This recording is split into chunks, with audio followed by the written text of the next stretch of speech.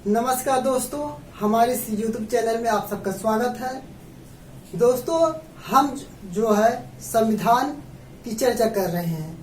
अभी तक हमने संविधान के भाग 3 पर पहुंच चुके हैं।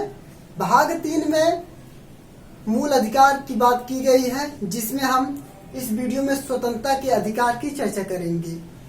स्वतंत्रता का अधिकार संविधान के आर्टिकल 19 से 22 तक दिया गया है। आर्टिकल 19 से 22 तक में मानव को जो मेन रूप से अधिकार प्राप्त होने चाहिए स्वतंत्रता के, उसकी चर्चा की गई है। हम देखते हैं आर्टिकल 1922 से। आर्टिकल 19 में क्या कहा गया है? नागरिकों को 6 प्रकार की स्वतंत्रता दी गई है। 6 प्रकार की स्वतंत्रता। वस्तुतः अगर हम देखें तो संविधान में हमें मूल रूप से 7 स्वतंत्रता दी गई थी, किंतु उसमें जो है संपत्ति के अधिकार को हटाकर 44वें संविधान संशोधन 1978 के द्वारा संपत्ति के अधिकार को हटा दिया गया। इस प्रकार से वर्तमान में जो है आर्टिकल 19 में 6 प्रकार की स्वतंत्रता दिया गया है। अब इसको हम क्रमबद्ध रूप से देखते हैं। आर्टिकल 19 में कहा गया है नागरिकों को 6 प्रकार की स्वतंत्रता दिया जा रहा है। उसमें क्या है? आर्टिकल 19A में क्या कह रहा है? व्यक्ति को विचार एवं अभिव्यक्ति की स्वतंत्रता है। भारत में निवास करने वाले व्यक्ति को, भारत के नागरिक को विचार एवं अभिव्यक्ति, कुछ भी विचार करने के लिए, अपनी जो उसके अंदर जो भावना है उसको व्यक्त करने के लिए अधिकार प्राप्त है। इसी के तहत जो है अभिव्यक्ति की स्वतंत्रता के अधिकार के तहत प्रेस की स्वतंत्रता दिया गया है। प्रेस जो है स्वतंत्र रूप से कोई भी बात को दिखा सकता है। अगला है विरोध प्रदर्शन। शांतिपूर्ण ढंग से किसी भी वाद विवाद को विरोध किया जा सकता है, इसलिए विरोध प्रदर्शन है। ये सब प्रेस की स्वतंत्रता 19(1)(a) में दिया गया है। आगे देखते हैं अनुच्छेद 19(1) के सब क्लास बी में दिया गया है शांतिपूर्ण एवं शस्त्र रहित सम्मेलन। कोई भी सम्मेलन किया जा रहा है उसको शांतिपूर्ण ढंग से किया जाए।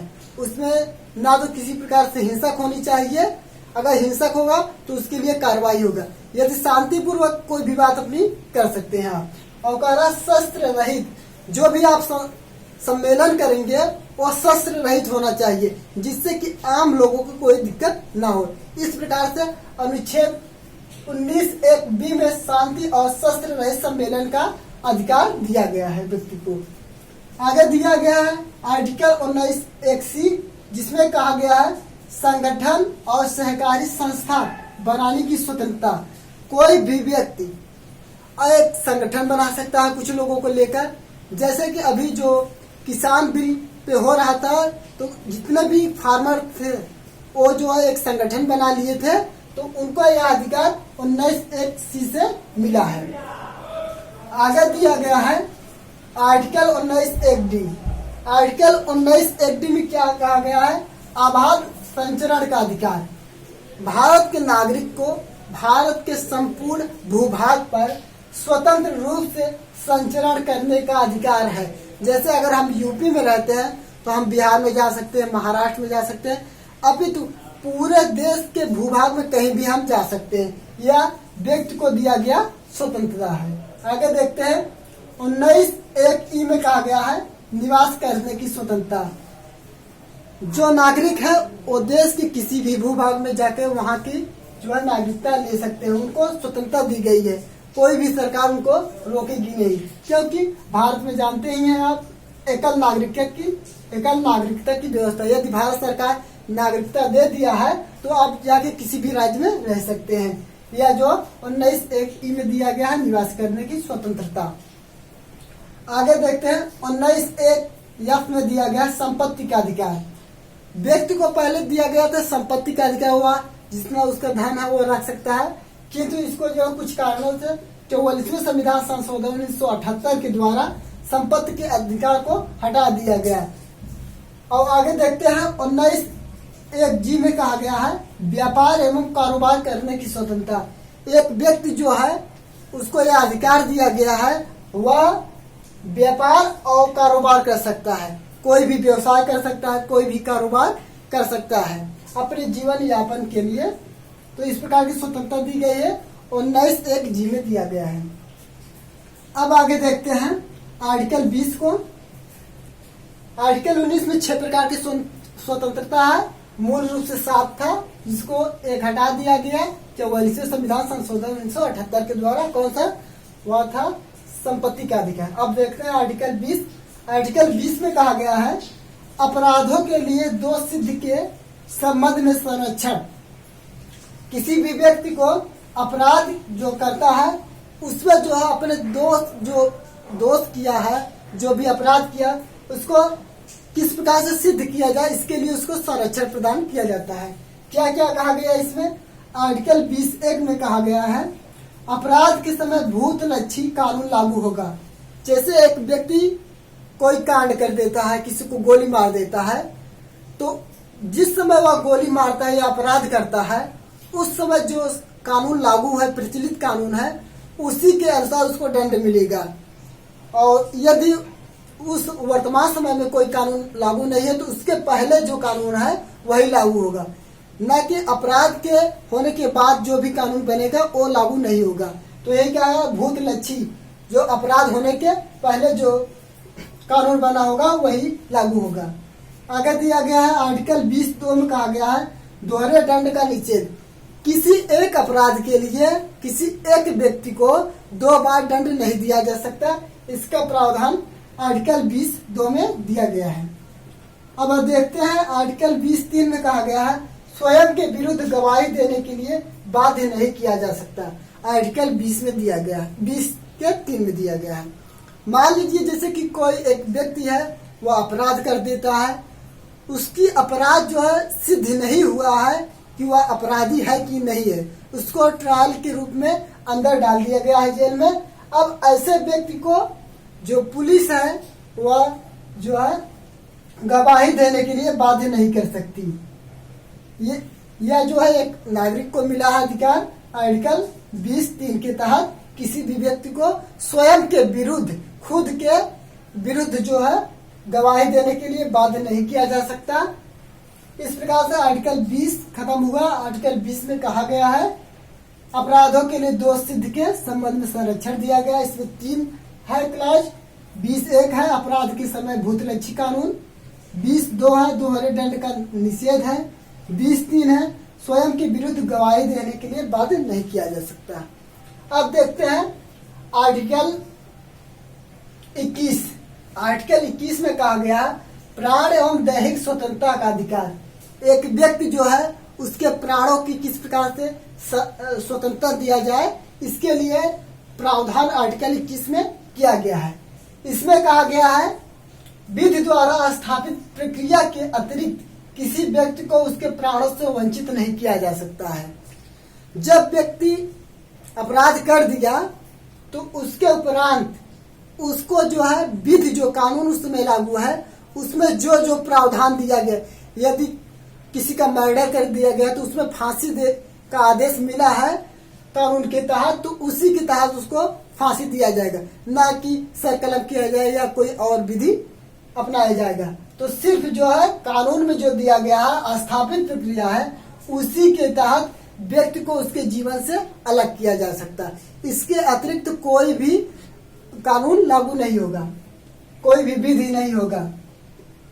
यहाँ तक कि जब गर्भ में एक भ्रूण आता है तो वह भी जो है राज्य का संपत्ति हो जाता है, उसको भी समाप्त करने के लिए उसके माता पिता को अधिकार नहीं होता। इसके लिए जो डॉक्टर हैं या फिर जो अधिकारी है उनसे भी परमिशन लेना पड़ता है। अनुच्छेद 21 के तहत प्राणों की स्वतंत्रता के लिए जो सुप्रीम कोर्ट है समय समय पर निम्न अधिकार बताए हैं कि एक व्यक्ति के क्या क्या अधिकार हो सकते हैं आर्टिकल 21 के तहत, उसको हम देखते हैं। कहा जाता है विदेश जाने की स्वतंत्रता। इसमें जो दिया गया है विदेश जाने की स्वतंत्रता, यह एक व्यक्ति की गरिमा है, वह उसका इच्छा है, वह स्वतंत्र है कि वह विदेश में भी जाकर घूम सकता है या फिर रह सकता है। तो ऐसी व्यवस्था आर्टिकल 21 में दिया गया है। आगे दिया गया आर्टिकल 21 में दिया गया निजता का अधिकार। निजता का अधिकार के.एस. पुट्टुस्वामी जज थे, वाद 2018 के वाद में के.एस. पुट्टुस्वामी वाद में निजता के अधिकार की बात किया गया। निजता का अधिकार एक व्यक्ति के खुद का जो गोपनीयता होता है, जो किसी दूसरे व्यक्ति को जानना जरूरी नहीं होता, तो ऐसा जो है अधिकार निजता का अधिकार कहलाता है। यह आर्टिकल 21 में दिया गया है। आगे दिया गया है सूचना का अधिकार, राइट, RTI कहा जाता है, राइट टू इंफॉर्मेशन। सूचना का अधिकार यह भी जो है अनुच्छेद 21 में दिया गया है। यदि हमें भारत सरकार द्वारा किया गया जो भी कार्य है उसका हमको रिपोर्ट चाहिए, तो RTI दायर करके हम उसकी रिपोर्ट को ले सकते हैं, या फिर महाधिवक्ता, अटॉर्नी जनरल, जो भी इसका रिपोर्ट है उसको हम यदि चाहते हैं तो RTI के तहत ले सकते हैं। आगे है प्रतिष्ठा का अधिकार। एक व्यक्ति को जो है सिर्फ जीना ही एक अधिकार नहीं होना चाहिए, उसको जो सम्मान पूर्वक जीने का अधिकार की बात किया गया है। प्रतिष्ठा का अधिकार यह जो है मेनका गांधी केस में सुप्रीम कोर्ट ने कहा कि एक व्यक्ति को, एक नागरिक को उसके प्रतिष्ठा का अधिकार होना चाहिए।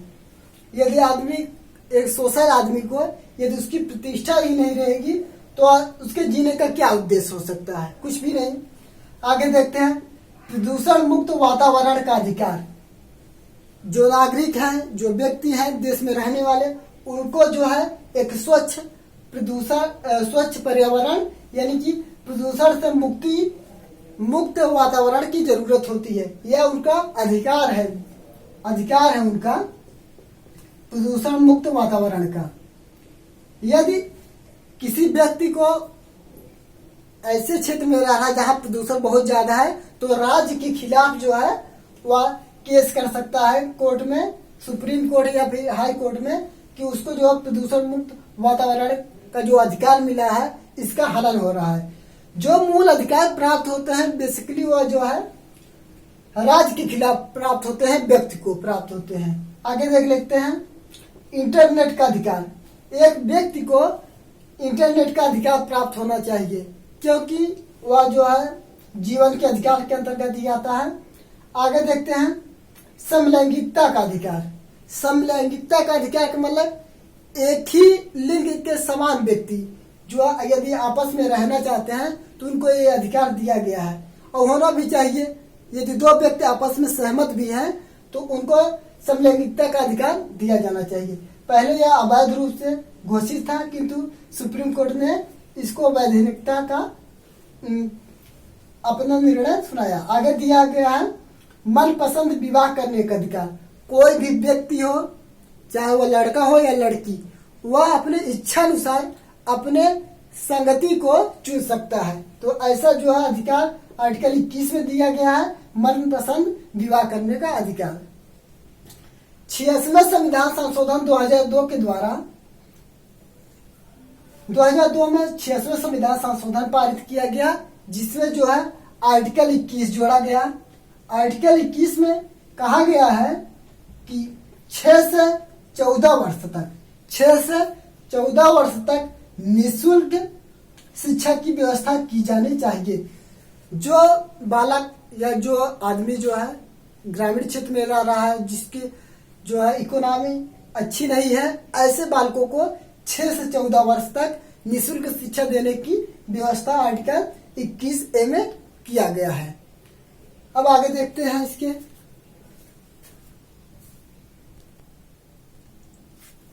अब देखते हैं हम आर्टिकल 22 को। आर्टिकल 22 में कहा गया है गिरफ्तारी एवं निरोध से संरक्षण का अधिकार। इसका मतलब यह है, पहले दोनों शब्दों का समझ लें। अर्थ क्या है? गिरफ्तारी। एक व्यक्ति को जब उसका अपराध सिद्ध नहीं होता तो उस आधार पर उसको गिरफ्तार कर लिया जाता है, कैद कर लिया जाता है। तो यह गिरफ्तारी हो गया। दूसरा है निरोध। निरोध से संरक्षण का मतलब है कि कोई अगर घटना होने वाला है भविष्य में, तो उसके आधार पर जिस व्यक्ति को गिरफ्तार किया जाता है तो उसको कह सकते हैं हम निरोध के तहत उसको गिरफ्तार किया गया है। तो व्यक्ति को गिरफ्तारी एवं निरोध से संरक्षण का अधिकार आर्टिकल 22 में दिया गया है। इसमें कहा गया है जो गिरफ्तार व्यक्ति है उसको निम्न अधिकार प्राप्त हो सकते हैं। अब निम्न अधिकार उसके क्या है वो देखते हैं। पहला है गिरफ्तारी का कारण जानने का अधिकार। जिस व्यक्ति को गिरफ्तार किया गया है उसको ट्रायल के रूप में लिया गया है, तो ऐसे व्यक्ति को सबसे पहले गिरफ्तार करने का कारण पूछना उसका अधिकार है। आगे देखते हैं अपने वकील से परामर्श तथा प्रतिरक्षा कराने का अधिकार। ऐसा व्यक्ति जो है अपने वकील से इसके बारे में, इस केस के बारे में परामर्श ले सकता है। और प्रतिरक्षा कराने का अधिकार, जो केस है उसको लड़ने के लिए बातचीत कर सकता है अपने वकील से। तो यह आर्टिकल 22 में दिया गया। और क्या एक अधिकार है गिरफ्तारी के 24 घंटे के अंदर सक्षम मजिस्ट्रेट के समक्ष प्रस्तुत करने का अधिकार। इसमें कहा गया कि जो व्यक्ति गिरफ्तार किया गया है उसको 24 घंटे के अंदर जो है सक्षम मजिस्ट्रेट के सामने प्रस्तुत किया जाएगा। मजिस्ट्रेट अगर नहीं है तो जो उसके सक्षम अधिकारी होगा तो उसके समक्ष पेश किया जाएगा। इसके अतिरिक्त जो 24 घंटे का टाइम दिया गया है, इस 24 घंटे का टाइम में आने जाने का जो परिवहन का टाइम लगता है उसको ऐड नहीं किया गया है। 24 घंटे जो है पुलिस अपने संरक्षण में ले सकती है, तो आने जाने का जो टाइम होगा उसको नहीं जोड़ेगा न्यायालय। और कहा गया है आर्टिकल 22 का लाभ जो है उन लोगों को नहीं मिलेगा जो शत्रु देश के व्यक्ति होंगे। ऐसे व्यक्ति जो हमारे शत्रु देश हैं, शत्रु देश का अर्थ ये हुआ कि जिससे हमारे देश का युद्ध चल रहा है या बहुत ज्यादा संबंध खराब हो, जैसे इस समय देख सकते हैं पाकिस्तान है, पाकिस्तान को मान लेते हैं हम। तो ऐसे देश के नागरिक को आर्टिकल 22 का अधिकार नहीं मिलेगा, यानी कि वह गिरफ्तारी का कारण नहीं पूछ सकता, अपने वकील से परामर्श नहीं ले सकता और गिरफ्तारी के 24 घंटे के अंदर जो दिया गया है प्रस्तुत करने का, ऐसा कुछ भी अधिकार उसको प्राप्त नहीं होंगे। अगला है निवारक निरोध के तहत गिरफ्तार व्यक्ति।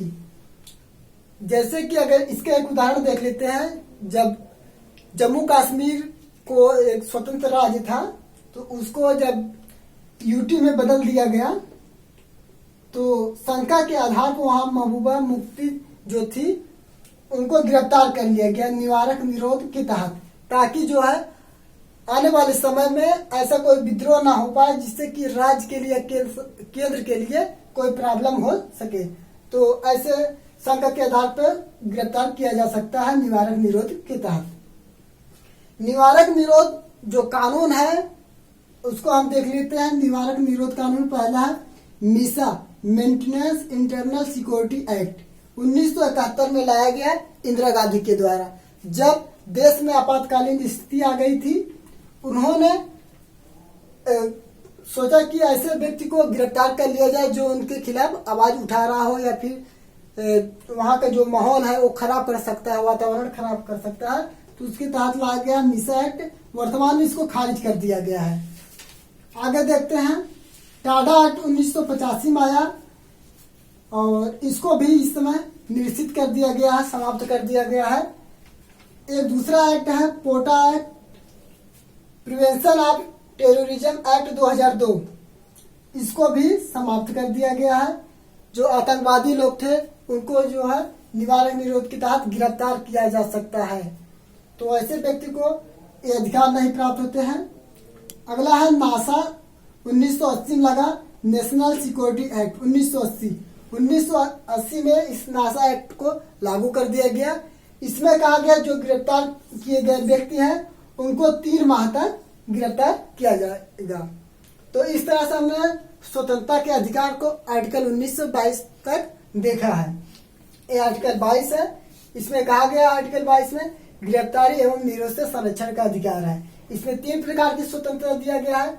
गिरफ्तारी का कारण जानने का अधिकार, अपने वकील से परामर्श करने का अधिकार और 24 घंटे के अंदर मजिस्ट्रेट के सामने प्रस्तुत करने का अधिकार। इस तरह से हमने स्वतंत्रता के अधिकार को कवर कर लिया है। अब हम मिलते हैं नेक्स्ट वीडियो में। नमस्कार।